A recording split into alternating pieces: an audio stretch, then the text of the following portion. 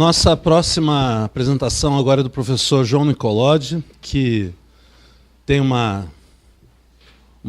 vasta folha de serviços importantes prestados, e um desses trabalhos, ele que é o nosso vice-coordenador do mestrado em gerenciamento costeiro.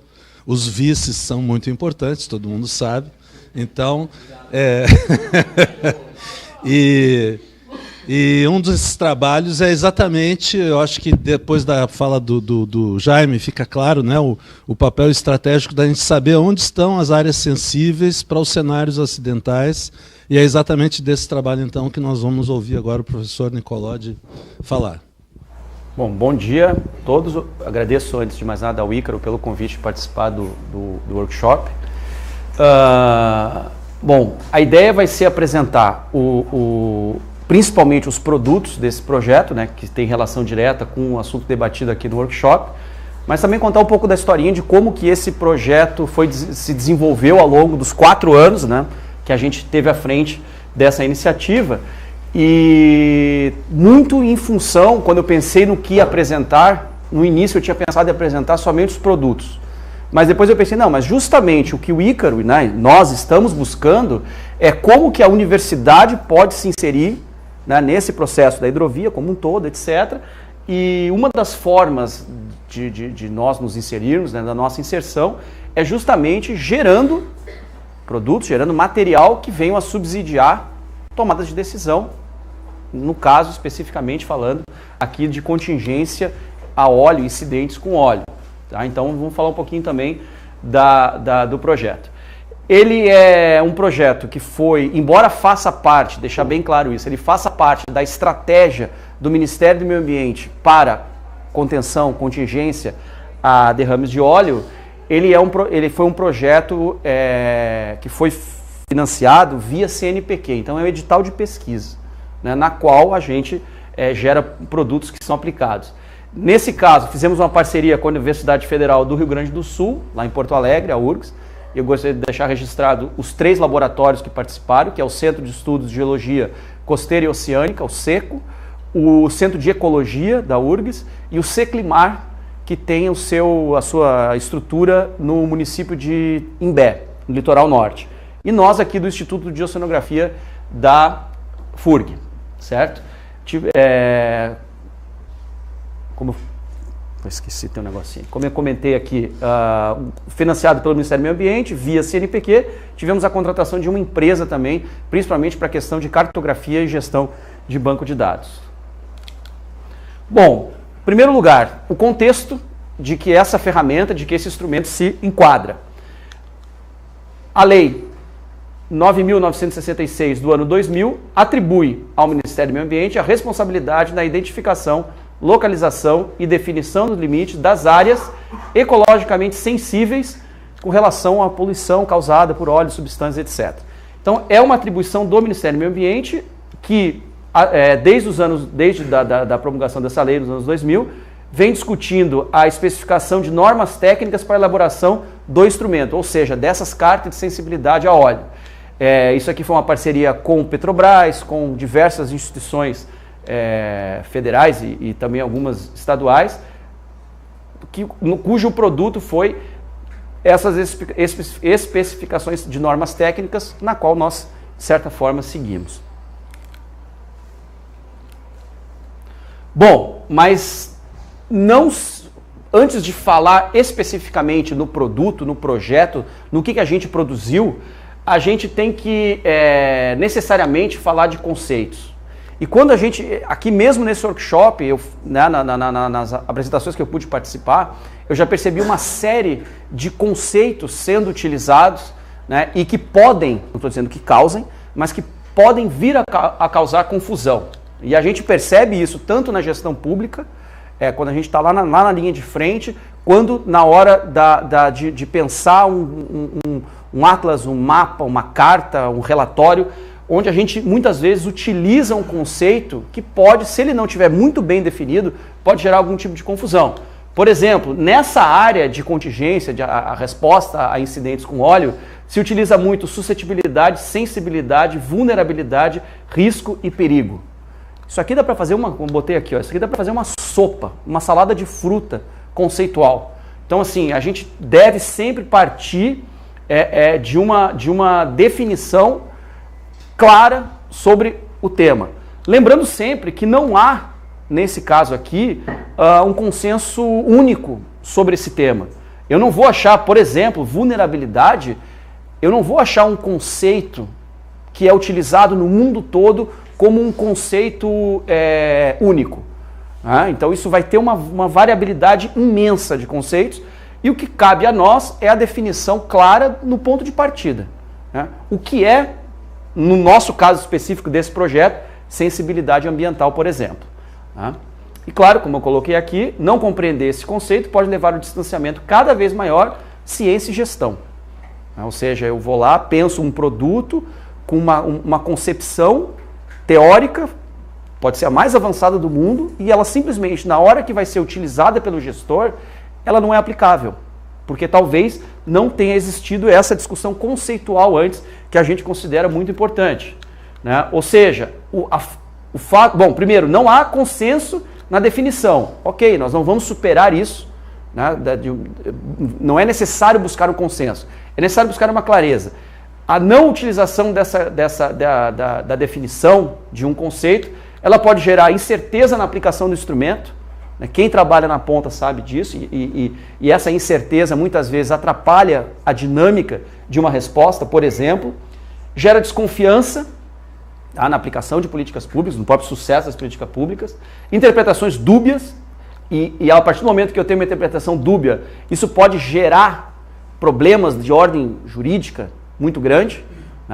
Uma parte pode utilizar, não, mas questionar juridicamente a utilização de determinado conceito, confusão na mídia, na sociedade como um todo, e desperdício de esforço científico e acadêmico. Então, a necessidade, a importância de conceituar muito bem esses temas. Especificamente falando aqui do nosso caso, sensibilidade ambiental, talvez seja o conceito menos discutido na literatura. Eu fiz uma pesquisa ano passado, claro, eu pesquisei na internet, na base de periódicos CAPES, eu não fiz uma pesquisa maior do que isso, mas foi o conceito onde eu menos encontrei definições. Uma que se enquadra razoavelmente bem com o que a gente propõe para esse trabalho é: sensibilidade é a medida que expressa a facilidade com que o ambiente é afetado quando recebe alguma intervenção. É a resposta do ambiente a um dado estresse e sua severidade, com relação à intervenção. Ou seja, a sensibilidade é algo intrínseco ao ambiente, certo? Ela não depende de fatores externos. Eu posso ter um ambiente altamente sensível, com grau de sensibilidade máxima e com vulnerabilidade mínima. As coisas são, ou seja, nessa linha de raciocínio que a gente tenta trabalhar e definir essas coisas. Claro que nós já fizemos algumas tentativas de apresentar conceitos sobre risco, perigo, etc., para um público e perguntar o que o pessoal achava. E, na verdade, sempre vai existir muita discrepância. Não, mas eu vejo risco de uma forma, eu vejo perigo de outra forma. Então, mas a questão é, quando se começa num projeto com essa característica, é importante essa definição já na largada, certo? E é interessante, vocês podem estar perguntando, por que eu fui buscar um conceito de sensibilidade na internet, na base de periódicos CAPES, e não busquei o conceito de sensibilidade na especificação da norma técnica? Porque não tem.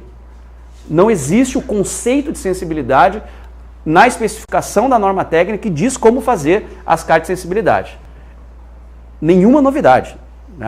Se nós pegarmos, por exemplo, o plano de adaptação a mudanças climáticas, hoje, em vigência do Brasil, o conceito de vulnerabilidade, isso pegando só o sumário executivo, o conceito de vulnerabilidade aparece 20 e tantas vezes. O termo vulnerabilidade aparece 20 e tantas vezes, mas não é definida a vulnerabilidade. Então, isso, mais uma vez, pode gerar toda essa sopa de conceitos aí. Bem, primeira parte, apresentar então o pré, a nossa pré-concepção do projeto, e agora o que são essas cartas de sensibilidade ambiental e como elas se inserem no contexto nacional? Bom, elas fazem parte da estratégia do Ministério do Meio Ambiente para acidentes com óleo. Primeira coisa que vale ressaltar aqui, ó, o conceito de território para gestão, não é alterado, mas ele tem uma inovação. As bacias sedimentares brasileiras, que é a bacia da Foz do Amazonas, né, aqui, cada quadrado desse aqui equivale a uma bacia sedimentar ou um conjunto de bacias sedimentares brasileiras. Aqui no fundo a bacia de Pelotas, bacia de Santos, bacia de Campos, Espírito Santo e por aí vai. Ou seja, é um novo conceito territorial de gestão. A bacia sedimentar, ela passa a ser território de planejamento e gestão pública. Nós já tínhamos bacias hidrográficas, nós já tínhamos municípios, né, tradicionalmente, e o conceito de bacia sedimentar, ele passa a fazer parte desse arcabouço de gestão pública. Isso é um ganho, um avanço interessante. Bom, cada bacia sedimentar dessa teve um projeto semelhante a esse nosso aqui implementado, em diferentes épocas. A primeira bacia mapeada é a Ceará Potiguar, ela tem o seu Atlas lançado em 2005, se eu não me engano, ou coisa parecida. O nosso, que eu vou mostrar daqui a pouco, foi lançado esse ano. Então se vão mais de 10 anos nesse processo, né? Mas hoje o Brasil tem do Oiapoque ao Chuí um mapeamento padronizado, completamente padronizado, num esquema de Atlas, onde as cartas são comparáveis, os bancos de dados são teoricamente relacionáveis e tudo mais, né? Então isso é uma coisa salutar. Bem, os objetivos das cartas SAL, nessas cartas de sensibilidade. O primeiro objetivo óbvio delas, né, um plano de contingência, ou seja, um pouco na linha do que o Jaime falou agora há pouco, né? Ele num slide dele ele colocou, eu não me lembro exatamente o título do slide, mas falava alguma coisa assim, como se fossem subsídios e ele elencou uma lista de subsídios necessários para uma ação de resposta. O primeiro deles, o ponto de partida é definição dos ambientes sensíveis, tá? Então assim, claro que o objetivo dessa carta é participar no planejamento de prioridades, proteção, estratégia de contenção, tudo que o Jaime falou, né? Ou seja, a gente considera as cartas SAL o pano de fundo para isso, é o primeiro elemento que você teoricamente coloca na mesa para fazer a discussão de tudo aquilo que foi dito antes.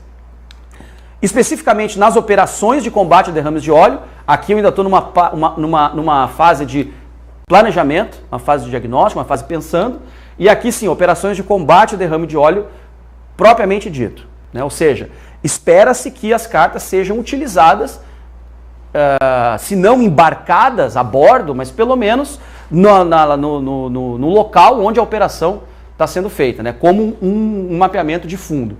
E um objetivo que a gente pode chamar de secundário, mas não menos importante, seria que as cartas elas pudessem contribuir ao planejamento ambiental em linhas gerais, como um todo mesmo, né? Ou seja, a avaliação de recursos em perigo, possa auxiliar em estudos de impacto ambiental, definição de instalação de empreendimentos, até mesmo geração de multa por parte das instituições no caso de acidentes e tudo isso. Então assim, ela tem esses 3 objetivos macro, vamos dizer assim, objetivos básicos.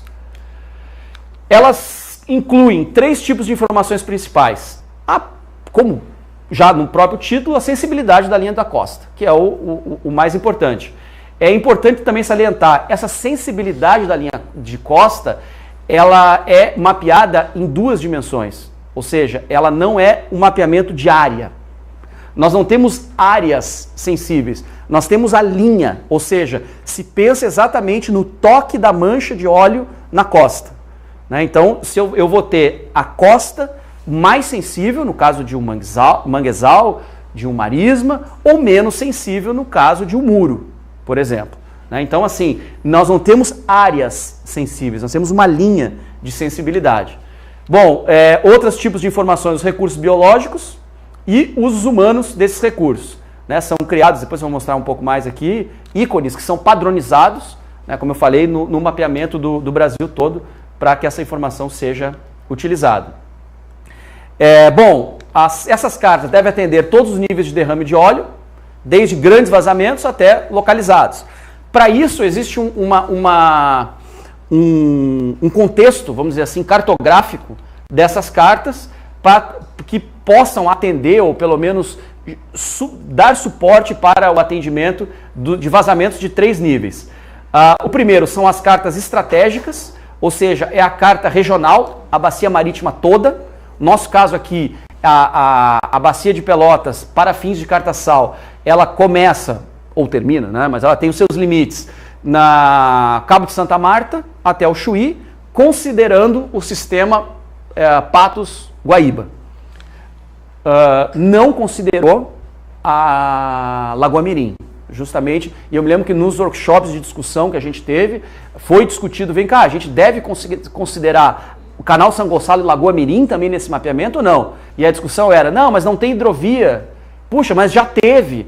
Mas não tem nenhum movimento para tal, e acabou que se optou por não mapear a região do canal São Gonçalo e Lagoa Mirim. Fica para um próximo projeto aí. Agora já temos toda a expertise para esse tipo de mapeamento. Então a carta estratégica ela vai abranger toda a bacia sedimentar. No caso aqui da bacia de Pelotas, ela ficou em 1 para 750 mil. As cartas táticas, que são de escala intermediária, né, ou seja, todo o litoral da bacia mapeado em 1 para 150 mil. E as cartas operacionais, ou cartas de detalhe, em 1 para 50 mil, em locais definidos como locais de maior risco. Tá? Risco aos incidentes, necessariamente. Só para fins de conhecimento, né? Essa sensibilidade do óleo, ela é estabelecida através de utilização de cores, do 1 menos sensível até o 10 mais sensível, onde nós temos aqui tipos de costa, os ambientes. Uma praia arenosa de areia grossa vai ter uma sensibilidade diferente de uma praia arenosa de areia fina, porque vai ter uma maior percolação do óleo. Então, para a definição desses índices de sensibilidade aqui, são considerados, além da característica geomorfológica, hidrodinâmica do ambiente, também o comportamento do óleo nesse ambiente. Uma areia muito compactada, como é a areia da Praia do Cassino, se ela receber um impacto de óleo, o mecanismo de remoção desse óleo vai ser diferente de uma praia onde eu tenho areia grossa. Provavelmente essa areia compactada do cassino, você vai ter mais facilidade em remover esse óleo. Não quer dizer que o impacto seja menor ou maior. Você vai ter mais facilidade em remover esse óleo. Diferente de uma areia grossa, onde a tendência do óleo é percolar mais e você vai ter mais dificuldade de remoção. Bom, a areia, o ISL de areia fina é o ISL 3, ISL, Índice de Sensibilidade do Litoral. Índice de Sensibilidade do Litoral 3, o da areia grossa varia entre 4 e 5. Por exemplo, manguezais, marismas, 10, sensibilidade máxima. Se tiver a percolação de óleo no marisma, no manguezal, você sabe que é praticamente impossível a remoção desse óleo. Os ícones, né, da parte biológica entram através de grupos, por exemplo, aqui alguns exemplos, mamíferos aquáticos e terrestres, peixes pelágicos, demersais, invertebrados, aí, uma série deles, répteis, etc. Né? Então, existe todo um mapeamento nesse sentido aí. E claro, também de socioeconomia, que acabou não entrando ali, mas também toda uma localização do banco de dados socioeconômico. O que a gente quer dizer com isso? Foram mapeados ao longo de toda a bacia sedimentária aqui de Pelotas, todas as instituições, ou até mesmo trapiches, piers, né, que poderiam potencialmente servir como auxílio à resposta. Então nós temos um banco de dados mapeado, o responsável, telefone, se tem e-mail, site, de cada... Isso incluiu escola, galpão, tudo que pudesse vir a servir como ação de resposta. Existe esse mapeamento, tá? Um banco de dados que pode ser acessado a qualquer momento. Claro que com o tempo ele vai se desatualizando, mas nosso caso aqui é bem recente. Bom, esse primeiro bloco é uma tentativa de explicar um pouco o que são as cartas-sal. Agora eu vou contar um pouquinho a história, especificamente do nosso projeto aqui. Né, isso aqui foi a equipe, a ideia de como montamos a equipe. Esses nomes aqui já variaram, né, isso é uma característica muito peculiar nossa. Esse tipo de projeto de pesquisa, ele não prevê pagamento às pessoas envolvidas. Né, a gente não teve bolsa, não teve como pagar RPA, nada. Então quem trabalhou no projeto trabalhou de boa vontade. O que a gente podia fazer era ajudar a equipar laboratório, comprar equipamento, né?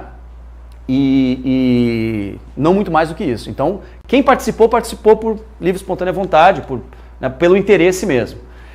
Então, nós tivemos aqui a coordenação, na qual eu fui o coordenador, Dividimos aqui as equipes em biológico, índice de sensibilidade do litoral, do ISL, os dados socioambientais e o pessoal de SIG banco de dados.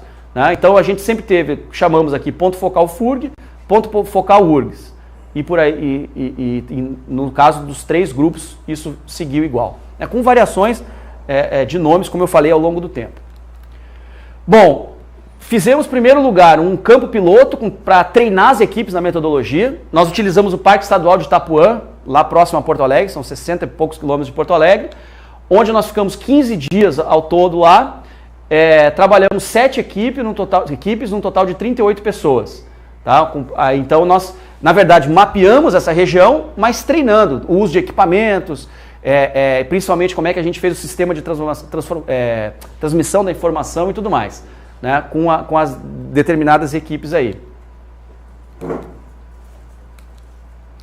Só para ilustrar um pouco, aqui o Parque Estadual de Itapuã, Praia do Tigre, nós temos aqui, são águas do Guaíba, né? Não são águas da Lagoa dos Patos, banhado pelo Guaíba, são praias de areia grossa, então entra numa característica muito específica do IGSL. Praias de areia grossa numa área abrigada. Né? Ou seja, nós não temos a incidência de altíssima energia, nem ondas de grande proporções, mas as ondas existentes aqui, juntamente com a elevação do nível do Guaíba, fazem com que uma possível mancha de óleo, ela cubra totalmente a praia, podendo depositar óleo, inclusive, na porção, na retaguarda aqui da praia. Então, esse tipo de informação que a gente buscava. Outra característica aqui, a praia de fora, essa aqui já banhada pela Lagoa dos Patos, outro nível energético, outra morfodinâmica, né? Inclusive outra composição sedimentária, que nós já temos areia fina, uma característica muito mais parecida com a praia oceânica, já recebe uma outra classificação de SL. Praia do Tigre, também banhada pela Lagoa dos Patos, aqui já fazendo a esquina ali de Itapuã. Farol de Itapuã, e aqui nós temos uma margem rochosa, então o tipo de toque do óleo, o comportamento desse óleo nesse tipo de enrocamento aqui já é diferenciado. Ele é um enrocamento rugoso, então ele vai diferente do liso, ele já recebe o ISL2. São alguns exemplos que a gente traz aí de como é que foi feito esse mapeamento. Alugamos diversas embarcações para fazer esse trajeto, para fazer esse piloto. Essas embarcações eram todas locais, de pescadores locais. Esse aqui é um barco que fica lá na praia de Ipanema, em Porto Alegre, que faz passeios. Acho que não sei se ainda está lá, mas faz passeios, né? Então a gente alugou por 2 dias a embarcação, fretou ela e ficamos, né, navegando. Nosso trabalho, nós navegávamos ao longo da costa e muitas vezes, sempre com um bote junto, íamos descendo ponto a ponto, buscando as informações.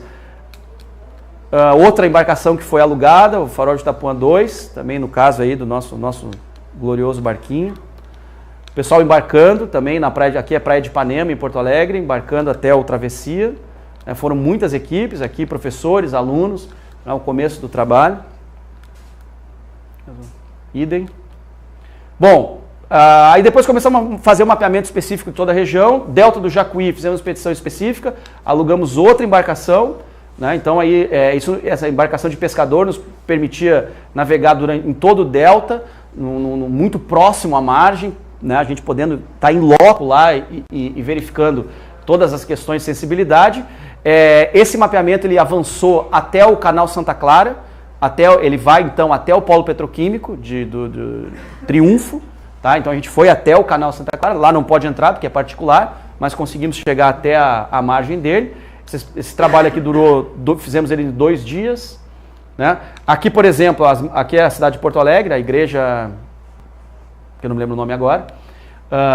Ou seja, aqui nós temos das Dores, isso. Nós temos aqui, por exemplo, os antigos armazéns do porto, antigo de Porto Alegre. Esse porto foi deslocado mais para norte. E toda essa margem aqui é o muro. Um muro vertical, 90 graus, ou seja, esse ISL aqui já é um ISL específico. Então, vocês imaginem o óleo tocando nesse muro, ele vai ter um comportamento diferenciado. Só que estamos falando de um ambiente de baixa energia, praticamente abrigado. Então, o poder da onda de remover esse óleo já não é tão forte como se fosse num ambiente oceânico aberto. né? São alguns exemplos. Ou então, aqui, ISL máximo, né? Ou seja, isso aqui também, Delta do Jacuí, vegetação tanto aquática quanto vegetação terrestre, mas em contato direto com as águas do rio. Aqui um derrame com óleo é praticamente impossível de se remover. Então aqui a gente tem um índice de sensibilidade mapeado como máximo, né, como índice 10. Idem, também Delta do Jacuí.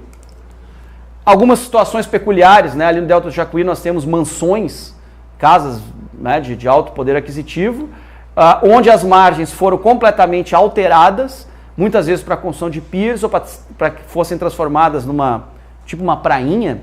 E essa região foi muito difícil de mapear, porque isso quase um mosaico. Você tem um pedacinho com uma situação como essa aqui, do lado você tem uma área de margem preservada, do lado você já tem uma outra situação aí oposta, né, de miséria, por exemplo, né, onde você tem casebres, barracos, diretamente muito lixo acumulado. Então mapear essa região aqui foi extremamente difícil, principalmente como enquadrar situações como essa num mapeamento que é fechado, porque existem especificações técnicas, a gente não podia inventar. Não, vamos inventar um ISL novo. Bom, inventar nós inventamos, porque nós atrelamos diversos projetos de pesquisa a esse projeto maior. Então foram feitos mestrados, trabalho de conclusão de curso, e aí o pessoal testava novos índices, testava os métodos em função disso, mas no produto final que eu vou mostrar ali não tenho como criar índices novos, né? Bom, aqui no estuário da Lagoa dos Patos fizemos várias saídas com embarcação pequena, com lancha, né? Dias muito frios pegamos para fazer essa expedição. Esse aqui é o Giovanni, para quem já saiu com ele aí aqui no estuário da Lagoa. Então a gente fez a navegação até a feitoria, mais ou menos, antes. Bom, não me lembro agora, mas fizemos aí uma navegação alguns dias também, em dias intercalados, aqui na região do estuário da Lagoa, onde nós temos características socioeconômicas muito marcantes, né? Que o pessoal do grupo de socioeconomia teve um trabalho imenso para poder fazer esse mapeamento aqui nessa região. A pesca artesanal muito intensa, situações com as moradias, né, as casas chegando até a beira da lagoa, muitas vezes são feitos aterros artificiais. Então você também tem uma dificuldade de mapear dentro da característica específica de SL do Ministério essas regiões. Aqui a cidade, especificamente de Rio Grande, também é a mesma situação lá de Porto Alegre. Foram as duas regiões mais difíceis, Porto Alegre e Rio Grande, em função da fragmentação das margens, né? Fragmentação e a multiplicidade de usos. Isso foi bem difícil. Chama atenção, né, a questão das exóticas nessa região, dos pinos, onde nós temos áreas aqui lá em São José do Norte, né, areias gordas, isso, as areias gordas, chamadas areias gordas, também com a presença do pinos, a presença da vegetação exótica praticamente dentro da água, que traz uma característica diferenciada aqui da bacia de Pelotas comparado com outros ambientes.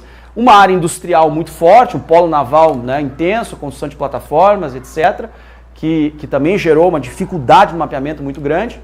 Né? Situações como essa aqui, a casa do pescador ela é dentro da água, então como é que você mapeia? O óleo vai parar na sala dele. Né? Assim, que SL é esse? Então a gente teve bastante dificuldade em situações como essa aqui. Né? Como essa aqui também, por aí vai. Bom, fizemos a expedição Torres Chuí por terra, né, com veículo próprio da universidade.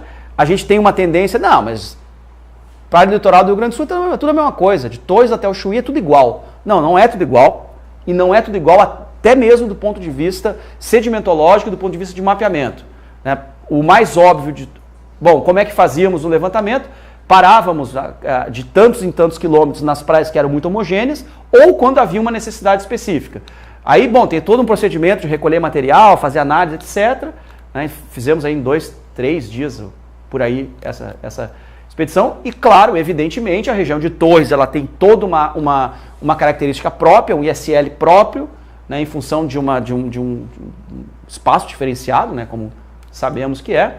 Então aqui vocês podem imaginar, esses tipos são chamados terraços de abrasão, ou algo parecido, que eu não me lembro agora. Aqui você tem uma característica muito específica, você tem areia fina, só que completamente intercalada com matacões que são oriundos da própria decomposição dos blocos basálticos. Então vocês podem imaginar o comportamento de manchas de óleo aqui totalmente diferenciado, com muito mais dificuldade de remoção. Então essa área aqui recebe um ISL mais alto. Nós temos 4 desembocaduras de Torres ao Chuí, e as desembocaduras são particularmente importantes nesse processo de contingência, porque é de onde sairão as embarcações. Então aqui o rio Mampituba em Torres, a Barra da Laguna de Tramandaí, obviamente aqui Lagoa dos Patos e Arroio Chuí. E intermitentemente a Barra da Lagoa do Peixe também, embora seja intermitente. Então assim, os ISLs são diferenciados. Esse aqui construções como os moles aqui de Rio Grande, também são de dificílima remoção. Aí a gente trabalha com a questão da remoção natural, aí você vai ter uma incidência de onda muito grande que vai acabar removendo de certa forma esse óleo nessas regiões aí. Situações como essa aqui, de intensa urbanização praticamente em cima da faixa de praia, região de Capão da Canoa, por exemplo, onde não modifica o ISL, porque a praia continua sendo uma praia arenosa de areia fina, só que a questão socioeconômica aqui gera um grau de complexidade muito grande. Vegetação típica aí da região, situação característica aqui de Rio Grande, a gente agora com as eólicas. Aqui um exemplo que eu falei, a praia é toda igual. Não, a praia não é toda igual. Nós temos na região aqui próximo ao Chuí, a uns 40 quilômetros a norte do Chuí, a Praia dos Concheiros, onde nós temos uma composição sedimentar bem heterogênea. Nós temos intercaladas camadas de sedimento grosso, médio, fino. Então essa praia, esse trajeto aqui, esses 40 quilômetros, próximo ao Farol do Albardão, ele é naturalmente mais sensível do que o resto, do que boa parte da praia. Nós temos essas variações aí, facilmente identificáveis também. Aqui um zoom do que a gente está falando.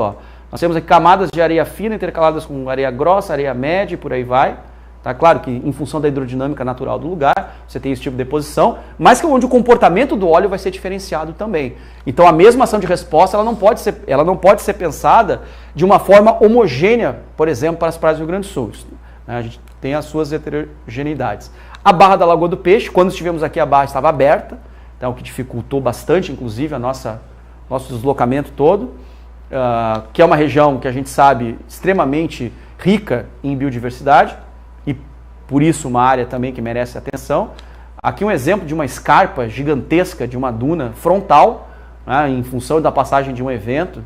Então dunas de, sei lá, ela tem 1,70 m, então nós estamos falando aqui de quase 4 metros de altura de duna. Bom, ao litoral sul de Santa Catarina fizemos um outro trabalho, já um litoral um pouco diferenciado também, nesse caso tivemos que alugar um veículo, e não necessariamente usar o da universidade. Aí nós temos aqui algumas características diferenciadas. Mal dá para ver aqui, nós temos o rio, aqui é Morro dos Conventos, passa o rio, não sei se é o Tubarão, não lembro qual rio que passa aqui, que ele corre paralelo à costa, é o Tubarão, né? Paralelo à costa por mais de 1 quilômetro ou 2 quilômetros. Então você acaba tendo como se fosse uma mini ilha barreira aqui. Então isso também gera uma situação diferenciada. Porque se o derrame de óleo acontecer em uma situação não vou nem chamar de um evento extremo, mas de um evento de alta energia, o óleo pode ser depositado não só da praia, mas jogado diretamente para dentro do rio, que causa também uma situação delicada. Um exemplo aqui desse rio, já subindo, em direção à nascente dele, aqui a barra dele na praia. Situações já com o litoral sul de Santa Catarina, próximo à laguna, já começa a apresentar colchões rochosos, com diferentes ISL. Aqui é a região de Jaguaruna, também Santa Catarina, uma região de muita atividade sedimentar. É talvez o único lugar de toda a bacia de Pelotas, bom, dentro do Lagoa dos Patos tem alguma coisa também, onde nós temos campos de dunas em contato praticamente direto com o oceano. Você não tem praticamente praia. O campo de duna aqui, a duna é praticamente grudada na linha de costa. Então também gera uma caracterização diferenciada aqui, que a gente falou aqui, tá? Que o farol de Santa Marta ao fundo, Cabo de Santa Marta, né? E a região do Farol também, que aí sim você vai ter uma variedade de SL muito grande em função de ações antrópicas nessa região aí. Aqui também você vai ter ISL completamente diferenciado, né? Aqui nós tivemos uma sobreposição em alguns locais com as cartas sala da Bacia de Santos, que já tinha sido mapeado, e eu não sei por que cargas d'água lá do Ministério do Meio Ambiente, havia uma certa sobreposição, e nós acabamos praticamente confirmando o que já tinha sido mapeado pelo pessoal da Bacia de Santos. Tá? Aqui também, aqui a gente vai ter uma situação muito específica. Aqui você tem que mapear o ISL com uma característica e aqui já tem que ser mapeada com outro, em função de nós termos aqui enrocamento e aqui uma areia fina. Fizemos 2 expedições na Lagoa dos Patos, que foi as atividades mais difíceis, mais trabalhosas. Navegamos mais de 500, 700 quilômetros em idas e vindas e tudo mais. Tivemos muita dificuldade com a relação do calado da lagoa e a morfologia, porque se falou muito do calado aqui para navegação comercial. Mas a nossa intenção não era ficar no canal, nós tínhamos que chegar nas margens. Então tivemos muita dificuldade nessa questão aqui, mas a lancha da Universidade Alaros, ela, por ter um calado muito baixo, permitia que a gente se aproximasse muito. E muitos problemas com tempestade. Nós fizemos o trabalho de campo no verão, obviamente, não íamos fazer no inverno. E pegamos 2 anos onde tivemos um incidente de tempestade muito grande. Essa aqui é a lancha da Universidade, a Laros, tá? Que nós, como eu falei, o calado é baixo. Nós passamos, a primeira expedição deu uns 10 dias embarcado, a segunda uns 8 mais ou menos, em torno de 20 dias embarcados. Nós navegávamos, né, o mais próximo da margem e descíamos sempre. Bom, aí a tempestade nos pegando, um exemplo. Levávamos uma lancha de alumínio, motor de 20, 25 HP, e a qual a gente parava no lugar, descia uma equipe, ia até a margem, fazia o que tinha que fazer, voltava para a lancha. Né? A lancha Justino, até eu pensei em botar um agradecimento especial a ela no Atlas, mas aí acabamos não fazendo. Então a gente, aqui é um exemplo, né? A Laros ficava posicionada um pouco mais offshore, entre aspas, né? E nós descíamos com a lancha, fazia o trabalho e voltava. Aqui um exemplo, ó, mais ou menos do que a gente está falando aí. O pessoal chegando aqui, esses coletes aqui eram os coletes fazer uma parênteses aqui, e nós descíamos nos locais com essa vestimenta. Esses coletes aqui são espalhafatosos, preto com amarelo. Nós descíamos no lugar, se tinha gente, era um festival, todo mundo correndo, achando que era fiscalização, alguma coisa assim. Era um corre-corre quando a gente chegava e, na verdade, né, estava ali só para fazer o trabalho. A navegação nessas lanchinhas aqui, em situações de vento, gerando ondas locais, muitas vezes era com emoção. Era com emoção, não, era bom não, era absolutamente obrigatório usar o colete. Nós tivemos 2 naufrágios com bote. Um deles, todo equipamento, né, câmera e não sei o que, quando a lancha afundou, o pessoal que estava junto comigo disse que só viu meu braço com o equipamento para cima, para não molhar, né, eu com a cabeça aqui, mas evitando. Né. Nós começamos a levar ela rebocada, mas não deu muito certo com a incidência de ondas maiores, né, começou a entrar água. Bom, tem uma foto lúdica. Alguns lugares que acabamos conhecendo de uma beleza impressionante na Lagoa dos Patos, que realmente assim, a maioria das pessoas não tem noção, e de que foi falado aqui, acho que foi o Ícaro que falou no primeiro dia, do potencial turístico, né, a hidrovia como potencial turístico. Nós temos lugares aqui que são de uma beleza particular, única nessa região, não explorada, né, também, bom, e com uma sensibilidade ambiental muito grande, ou seja, nós temos acumulações de areia chegando até a beira da água aqui, né, com os depósitos arenosos. Bom, aqui um pouco das tempestades que nós pegávamos, né, assim, era verão, então tempestades muito locais, mas que como a geração de onda é local, então a gente passou por algumas situações bem complicadas aqui.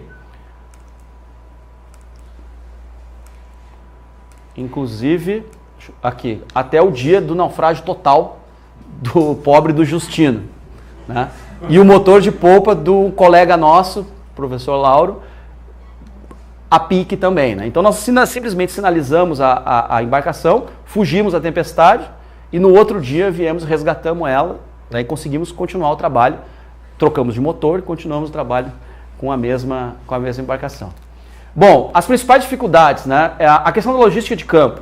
Nós passamos locais de acesso remotíssimo, a gente pensa assim, não, mas essa região é toda urbanizada. E, não, alguns lugares são de acesso muito remoto, muito difícil. O que eu chamo de remoto? Ou tinha um caso, nós fizemos um trabalho na margem oeste da lagoa por terra, para completar o que não deu para fazer embarcado. Um caso, nós passamos por 13 ou 14 porteiras de fazenda até conseguir chegar na beira da lagoa. E cada porteira de fazenda tinha que falar com o capataz ligava para o patrão para ver se ele autorizava. No final das contas, a gente levava o dia inteiro para chegar num ponto. Então nós planejamos, não, vamos fazer a margem oeste de carro em uma semana. Não, era um ponto, levava um dia. Então isso é um acesso que a gente chamou de remotíssimo. Acesso perigoso, bom, principalmente para o grupo de socioeconomia. Morro da Extrema, em Porto Alegre, tinha que entrar lá para ver as coisas. Aqui em Rio Grande, a Barra, aqui, alguns lugares onde a questão social é perigosa. Então, assim, chegava muitas vezes na caminhonete da universidade, carro oficial. O pessoal olhava a placa de carro oficial, já virava cara, já não vou dar informação nem nada. Alguns locais de acesso proibido. Uma solução encontrada, nós confeccionamos camisas e cartões para as equipes de campo. Nós começamos a fazer cartãozinho e camiseta. O pessoal ia com camiseta e para mostrar que era um projeto de pesquisa, que não estava para fiscalizar nada, para nada. Porque senão, né, isso foi difícil. A questão da disponibilização de dados. A Petrobras não colaborou em nenhum estágio de trabalho. Nós fizemos ofícios, cartas, visitas pessoais, o que vocês podem imaginar. Né? Porque várias informações que temos nesse Atlas, a Petrobras tem há muito tempo. Então é dinheiro público que nós estamos usando para fazer um mapeamento que a empresa poderia simplesmente disponibilizar. E não se tratam de dados sigilosos, sobre poços, não, dados simples. Né? Não teve jeito. Nós fizemos tudo possível, inclusive as equipes foram proibidas de entrar nos terminais da Petrobras, lá em Tramandaí, por exemplo, que dos requisitos é analisar a capacidade de resposta. Quanto tem de barreira aí? Tem dispersante? Quantos litros? Faz um levantamento. Não foi permitido em estágio nenhum por parte da Petrobras. E outras empresas também não nos facilitaram em momento nenhum o trabalho. Inclusive com ofícios diretos do Ministério do Meio Ambiente, dando conta de que o projeto fazia parte de uma... Teve jeito. Dificuldade de acesso a alguma base de dados pública, desconfiança de pessoas, como eu falei, ao ver esse carro com placas oficiais, o pessoal pula fora. A questão dos equipamentos, né, a gente bolou todo um sistema para trabalhar com tablet, onde você pegava o dado, armazenava ali, chegava num lugar com a internet, ele já mandava uma base de dados automática e tentamos automatizar o processo. Só que não deu muito certo, porque o tablet no campo é uma porcaria. Né? Claro, você pode estar pensando assim, pô, já não sabia disso? Não, em 2012, tá, nós estamos falando 4, 5 anos atrás, eu não tinha noção de que o tablet é muito bom em casa. Né? No campo não funcionou, teve muita dificuldade. E claro, todos os equipamentos têm que trabalhar em ambientes extremamente úmidos, principalmente embarcados. Então, dificuldade nesse sentido aí. Uma dificuldade muito grande com as equipes, projeto grande, longo prazo, e sem esse compromisso do pagamento das pessoas, a pessoa não tinha bolsa, as equipes variaram demais, teve gente que entrou, saiu do projeto, então a gente trabalhou praticamente com um grupo, um core de 10 pessoas e uma equipe enorme flutuando, que variava muito, uma dificuldade grande. Metodologia, diversos problemas com o método, com aquele livrinho azul, com aquelas especificações técnicas, porque aquelas especificações técnicas são genéricas. E nós temos um Brasil inteiro com as características mais distintas possíveis. Então a gente teve que adaptar muita coisa, ou então ajustar situações para caber dentro dos 10 índices aqueles, entre outras coisas. Tentamos trabalhar um conceito lá de nuvem, plataforma de dados aberta, utilizar lá umas plataformas disponibilizadas à época pelo Google, só que isso foi muito trabalhoso até a gente conseguir botar as coisas para funcionar, mas no final das contas se mostrou de uma eficácia bem legal para a gente poder trabalhar, porque eram equipes em Porto Alegre, equipe em Tramandaí, a gente aqui, e a gente às vezes não se fala, então tem uma equipe numa sala aqui da FURG, a outra na outra sala e né, às vezes a conversa não é tão fluida assim. Então esse negócio aí funcionou bem. Bom, nós poderíamos encerrar o mapeamento da Bacia de Pelotas, entregando o Atlas para o Ministério do Meio Ambiente. Nós identificamos oportunidades para dentro da universidade. A partir do momento que esse projeto é feito por universidades, basicamente, a gente pensou, não, vamos botar então alunos para fazer mestrado, um de doutorado, uns 3 ou 4 mestrados e um monte de trabalhos de graduação. Onde nós avançamos na discussão conceitual da questão do petróleo, a dissertação do Carlos Alberto Seifert Júnior, do Jajá, né? A gente trabalhou bastante nessa questão conceitual de toda o arcabouço nacional para a discussão de incidentes com óleo. A questão metodológica foi muito trabalhada, na verdade, do Carlos Alberto se insere aqui, a discussão político-institucional sobre instrumentos do setor ambiental relacionados ao óleo e gás no país, a desafio de integração de bancos de dados, aplicação de novas tecnologias, a criação de um grupo de sensibilidade em ambientes costeiros no âmbito do CNPq e, claro, a produção de monografia, dissertações, teses. Então, a gente foi um passo além do que simplesmente montar um atlas e entregar como se fosse uma empresa. Não somos uma empresa, somos uma universidade, trabalhamos nesse sentido aí. Produtos, para encerrar, os 3 últimos slides aqui.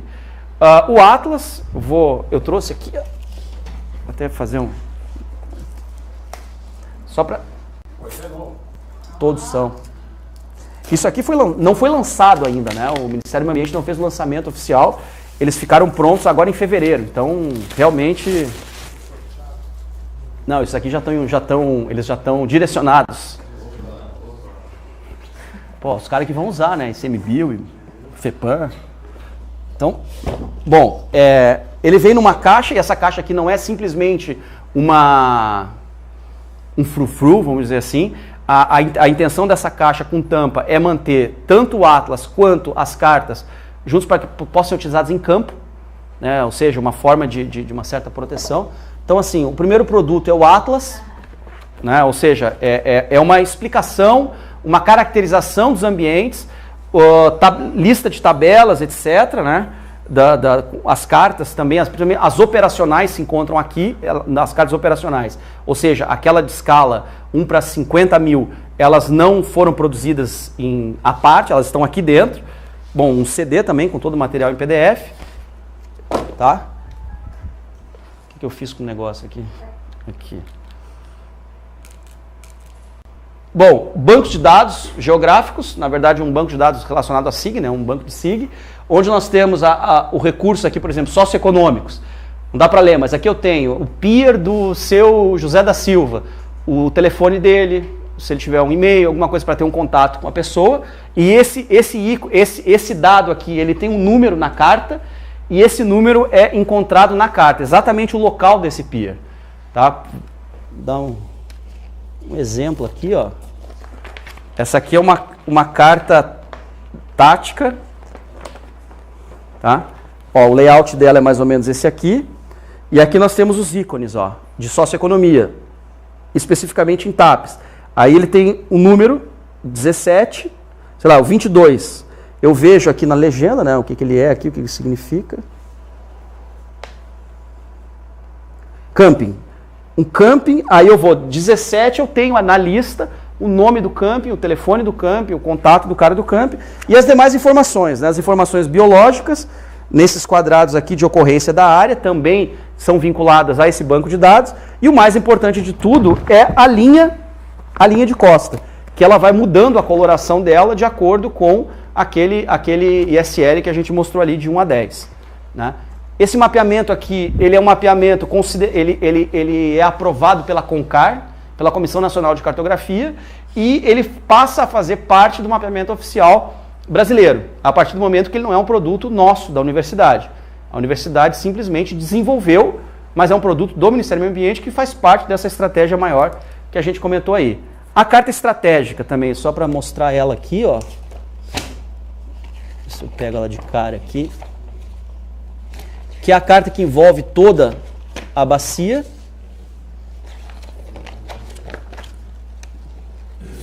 Acho que é essa.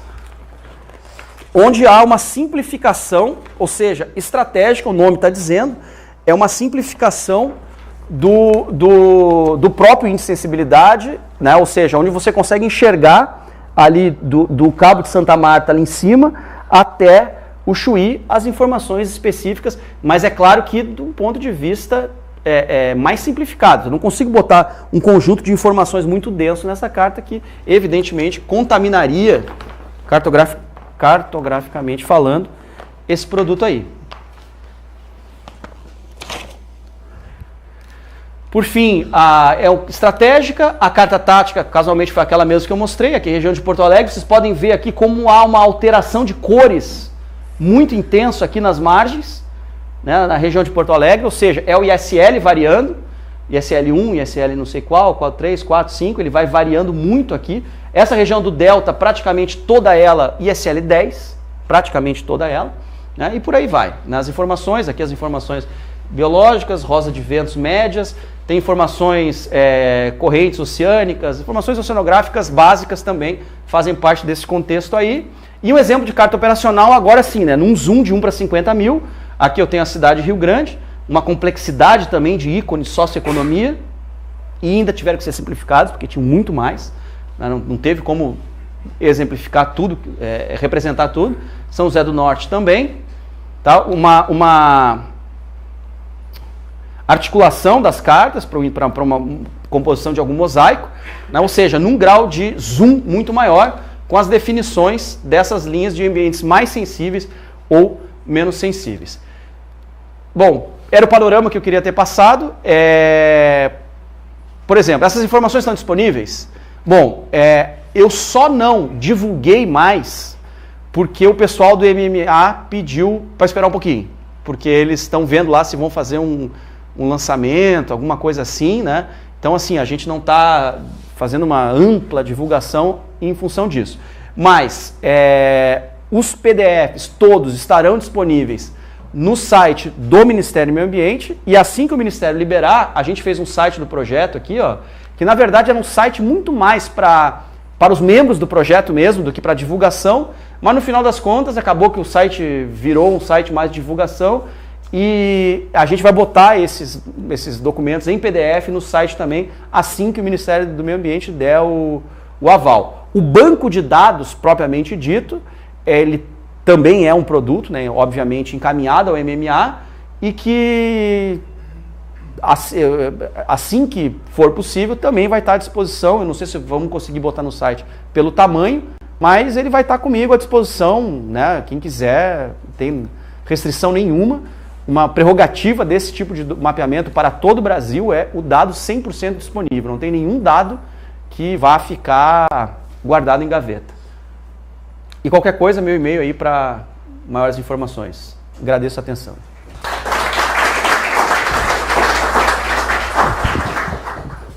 Então... Oi, a Tatiana do Instituto de Geociências da URGS. Eu fiquei curiosa a respeito de algumas coisas.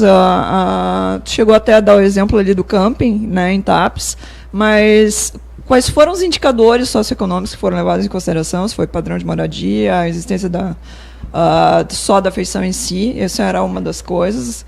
A outra coisa é com relação à escala, que tu falou que essas cartas em nível operacional são de 1 para 50 mil, mas aí vocês têm trechos ali que praticamente a escala é 1 para 1, que vocês, né, forem loco.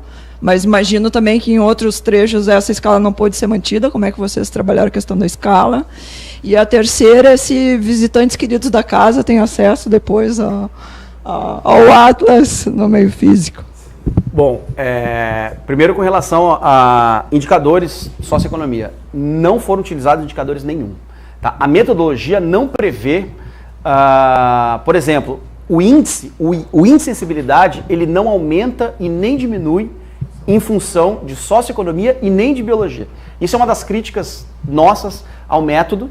Tá? Inclusive teve o mestrado da Chayon, que é uma aluna nossa, o mestrado dela propôs um índice onde os critérios biológicos, ela só trabalhou com biológico, não trabalhou com socioeconômico, mas onde o critério biológico influenciava no índice. E na verdade, então, assim, o índice é definido só em função de hidrodinâmica, sedimentologia e comportamento do óleo. Tá? Então, assim, a socioeconomia é um levantamento, um banco de dados para ajudar, auxiliar no combate. Então, você só tem um levantamento. Aqui tem um camping, o nome desse camping é tal, o telefone é tal, o e-mail é tal.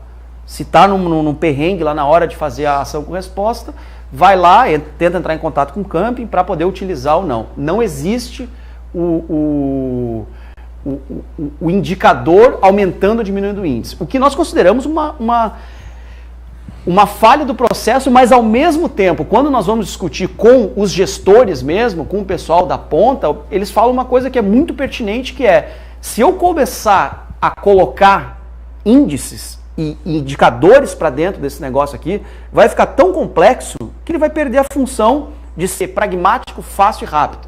Então, assim, é um equilíbrio. Então, como estamos na universidade, nós podemos propor, podemos botar mestrado, doutorado, graduação, a trabalhar numa proposta como essa. Mas o índice em si, ele não contempla nenhum indicador. Só um comentário sobre essa. Desculpe, Patrícia, aqui do Instituto de Economia. Só um comentário sobre este ponto em específico. Eu acho que é super interessante isso, essa carta ter exatamente só esse ponto levantando a parte socioeconômica mesmo, porque se parte daquele princípio do conceito de sensibilidade do qual você colocou, ele purifica, ele te dá uma imagem sem alterações, e aí você tem uma carta que a gente pode até utilizar para ver impactos, né? Exatamente. A segunda pergunta, escala. Não, assim, sem dúvida que uma escala 1 para 50 mil, ela às vezes não é operacional. Quando você coloca ali a região de Porto Alegre ou a região aqui de Rio Grande, a parte urbanizada, 1 para 50 mil começa a ficar quase inacessível para um trabalho mais operacional. Mas a questão é, quando você vai fazer um plano de emergência, um PEI, por exemplo, a empresa, ela muitas vezes é demandada a fazer um mapeamento, aí sim numa escala maior, numa escala de 1 para 25 mil, 1 para 10 mil.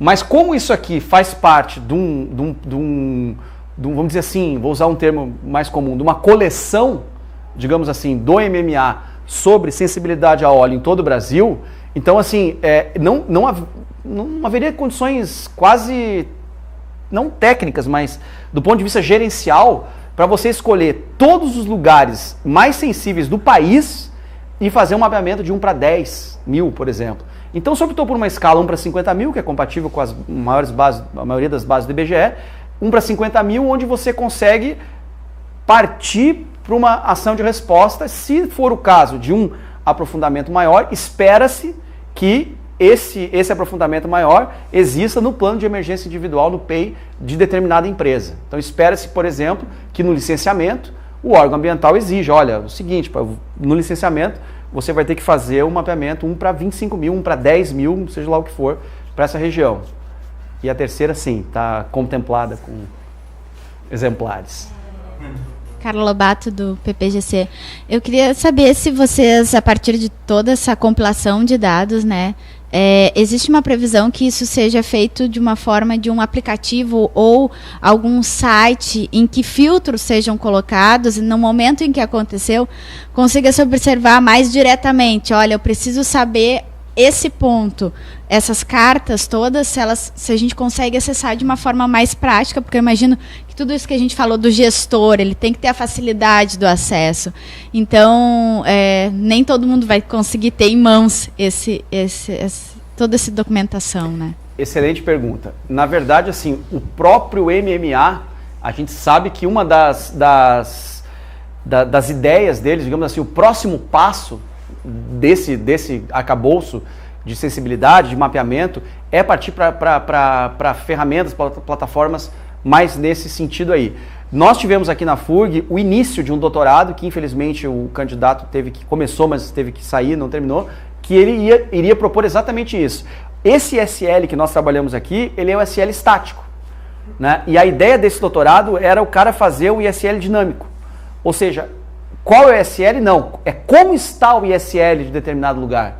E onde e claro que desembocaria em plataformas desse tipo de trabalho e de facilidade de acesso ao dado, mais online, mais desse tipo. Eu acho assim, ó, que o caminho é esse invariavelmente. Isso aqui que está sendo feito é a base. Ou seja, com esses dados, com esse banco de dados, e se você pensar em nível nacional, poxa, do Oiapoque ao Chuí, o Brasil, né, o caso do Ministério do Meio Ambiente, possui um conjunto de dados, né, com esse grau de detalhamento para o país todo. Então, o passo seguinte, óbvio, né, lógico, é avançar para esse tipo de coisa. Mas, assim, não existe nada muito sendo estabelecido nesse âmbito agora, até onde eu sei.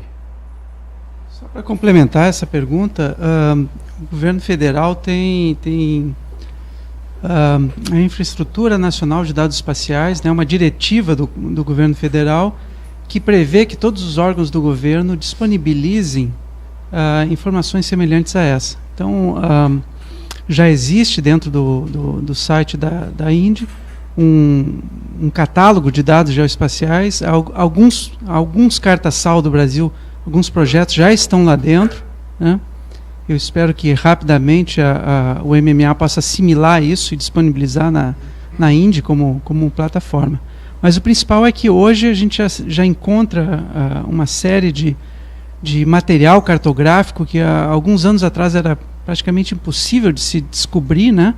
A gente já encontra isso na própria plataforma da INDE, com a possibilidade de consulta com palavra-chave e recuperação do material, alguns em PDF, tem a restrição, continua infelizmente essa prática de manter material cartográfico em PDF, mas alguns já sendo disponibilizados sob forma de arquivos que tu possa utilizar num sistema de informação geográfica, que é o desejável. Se a gente distribui acesso aos dados, a gente constrói muito mais em cima das expertises individuais, né?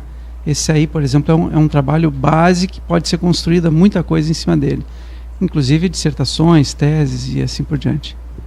Exatamente. E só complementando, assim, é importante todo esse avanço para essas plataformas, para essa integração de dados, é crucial. Mas, por outro lado, eu considero também crucial, tão crucial tanto quanto a informação estática, porque ela marca, no caso de ser um mapeamento oficial do Ministério do Meio Ambiente, uma posição. Ela tem olha, o nosso é esse. Mas, por outro lado, sim, precisamos que esse dado seja disponível para que tenha o maior número de usos possíveis. João, rapidinho. O foco disso aí é óleo, né? A gente tem outros materiais. Tu acha que com essa base, com esse levantamento de vocês, tu poderia fazer um exercício ou tu farias todo o campo de novo, coisa que vale? Pois é, isso foi uma coisa que eu pensei muito, assim. Ele é para óleo, mas, claro, como os índices de sensibilidade são muito vinculados ao comportamento do óleo, provavelmente o comportamento de outras substâncias vai ser, de certa forma, diferente. Não, pode ser penetração do óleo, por exemplo, o óleo é mais viscoso, a outra vai ser... Agora, similar, na minha opinião, vai ser o grau de sensibilidade. Provavelmente a sensibilidade vai ser muito semelhante. Se um ambiente é muito sensível ao óleo, por que ele não seria muito sensível a uma outra substância químico? Um químico lá, um derivado qualquer. Então, já pensou muito nesse aspecto de... Será que não dá para extrapolar, de certa forma, esse mapeamento de áreas sensíveis para outros poluentes?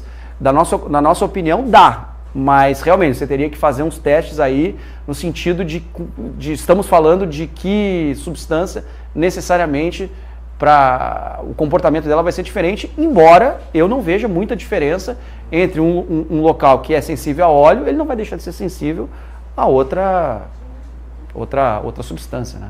Mas já está anotado já. Eu vou permitir mais uma para depois a gente poder interromper para o almoço, tá? Augusto, da Austral Soluções Ambientais. Esses dados que foram coletados, por exemplo, e colocados dentro do banco de dados, os shapefiles foram gerados, tu acha que isso pode ser disponibilizado também? Porque quando a gente trabalha em consultorias, a perda o gasto que a gente tem em tempo refazendo trabalhos é muito grande. E esse trabalho foi um trabalho super bem feito, desprendeu muita energia de muita gente trabalhando, que poderia ser facilmente aproveitado não só pelas universidades ou por gestores, mas pelas empresas também que trabalham com consultoria, reduzindo inclusive o custo de trabalho, custo do serviço. Ó, na verdade, assim, eu vou transpor essa pergunta porque nós passamos com a Petrobras. Pode ser uma empresa do porte da Petrobras, que já tem praticamente quase todos os dados mais básicos, né, que a gente precisou. Em momento algum a gente conseguiu acesso a esses dados, né, embora a resposta sempre era uma resposta no sentido de não, no primeiro contato era sempre claro, nós vamos fornecer o dado, mas depois nunca conseguia ter esses dados. Então gerava exatamente isso. Nossa equipe teve um trabalho muito maior de coleta, de busca de informações em alguns casos, do que necessariamente era desejável em função de já existir esse dado em outros levantamentos. Mais uma vez, não estamos falando de dados muito técnicos para uma indústria de petróleo que fosse atrapalhar alguma coisa. É óbvio que nós não pediríamos esse tipo de dado. Mas, então assim, é a mesma relação que eu vejo com os resultados desse projeto, desse produto, com a disponibilização para a sociedade. Eu tenho opinião pessoal de que se o produto é oriundo de dinheiro público, os dados têm que ser públicos. Ponto. Você até pode respeitar uma certa carência aí para o pesquisador que se dedicou anos a fazer um projeto, ele ter o direito de publicar um artigo, por exemplo, com o dado. Não é esse caso aqui, porque os dados são muito básicos, mas em outros casos, né? Mas se o projeto é oriundo de dinheiro público, o dado tem que ser público. É uma opinião pessoal, né? Nesse caso aqui, eu acredito, e até por ter trabalhado muito tempo lá no MMA e ter vivido toda essa experiência, o pessoal tem essa mesma opinião. O dado é todo público. Ele só não está disponível ainda porque, como eu falei, o produto foi lançado, terminou agora em fevereiro, e o pessoal lá não sei como é que vai fazer, lá em Brasília, esse negócio de lançamento, essas coisas, eu não sei como é que vai ser. Mas 99% de certeza que ele vai ser disponibilizado. Agora, o que ainda falta é uma plataforma, um banco de dados lá no MMA, um Cigerco, por exemplo, onde essa informação possa ser acessada de uma maneira clara, fácil. O que muitas vezes acontece você sabe que tem um conjunto de dados. Como você me conhece, vai pedir para mim o dado. Eu vou passar o banco de dados. Agora, né, numa situação onde a gente não tem essa proximidade, o cara não sabe nem para quem pedir. Pô, pede para quem? Sabe que tem, mas pede para quem? Né? Então, uma plataforma, um banco de dados mesmo mais organizado, por exemplo, para as cartas SAL não existem um banco, né? Existem projetos que organizaram muito bem os seus bancos, mas não existe um... Então a ideia é que se no futuro breve tiver essa plataforma, facilita tudo. O cara sabe que é só ir lá e buscar. Ou então, no velho esquema de pedir mesmo, né? Manda e-mail lá pro cara. Mas eu acredito que os dados vão ser disponibilizados, sim. Bom, gente, vamos pro almoço. Voltamos 2h15. Agradeço novamente ao professor Nicolodi.